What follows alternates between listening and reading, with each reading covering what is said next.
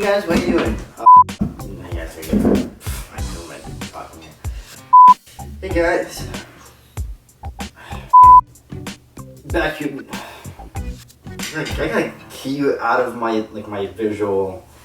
Why? Because you're doing this like. Look at this idiot doing talking to a camera. Who's this asshole? Hey guys.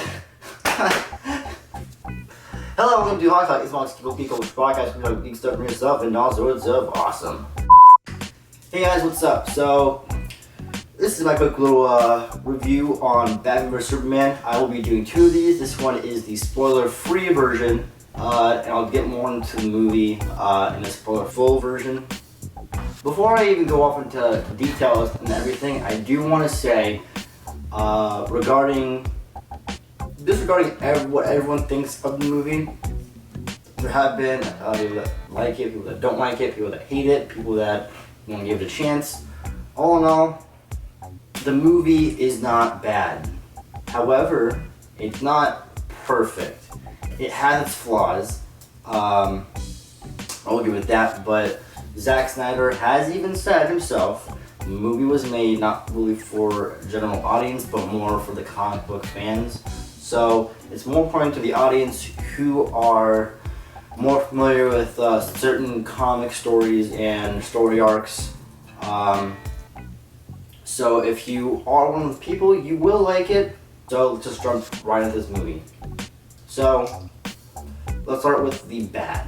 The bad things. Now, the movie is a bit. The pacing was a bit off. First half had quite a couple of plot holes, and this didn't make sense. You go from one location to another. Didn't really make sense. I was kind of confused at one point. It made that just people were kind of lost. People didn't know what was going on. And then, and this is something that I've been on the fence about since it was announced. Jesse Eisenberg is Lex Luthor. I did not like this casting choice since they revealed who was playing him. I did really want Bryan Cranston to play Lex Luthor. Yes, babe.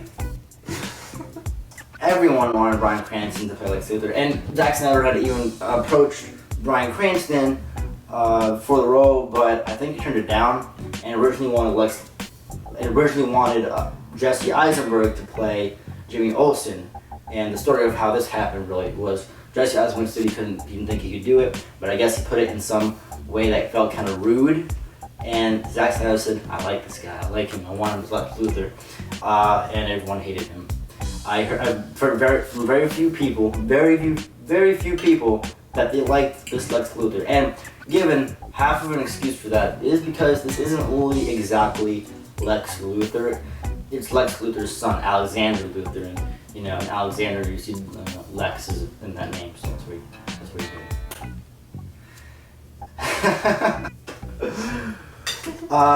he did tend to grow on me a bit more towards the end. I don't want to do why, but something happens where he looks more official to the character, but just didn't like him at all. He was very quirky. He was very weird. He puts a jaw wrench into some dude's mouth with his own finger, then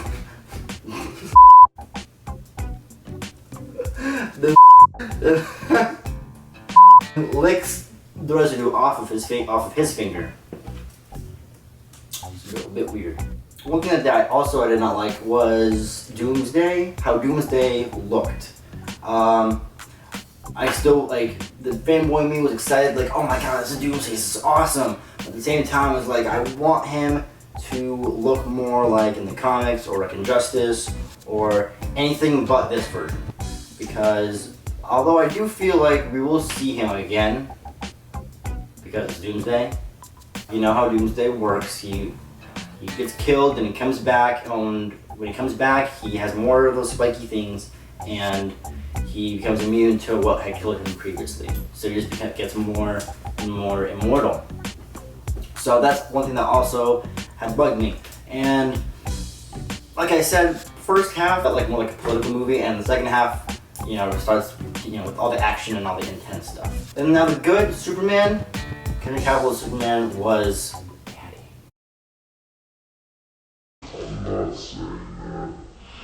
Lainey's over there saying that Henry Cavill was daddy. He's a very beautiful man. I'm not gonna lie. He's got a nice face structure, very nice build. He was brilliant as Superman. And then Ben Affleck is Batman. This is the best Batman. Some people don't like him because they're probably a bit still used to Christian Bale. Throughout all the reviews that I have read and seen, people who have hated the movie and even liked the movie, that has stayed universal throughout everyone, that they enjoyed Ben Affleck's performance as Bruce Wayne and Batman. Not only does he do the character justice, so much justice, but he looks the part and he can pull off the Bruce Wayne and Batman. That's always been a problem for other actors playing Batman and Bruce Wayne. They do one role better than the other. They do Batman better than Bruce Wayne and Bruce Wayne better than Batman. But this, Ben Affleck does it perfectly. And then we get to Bay.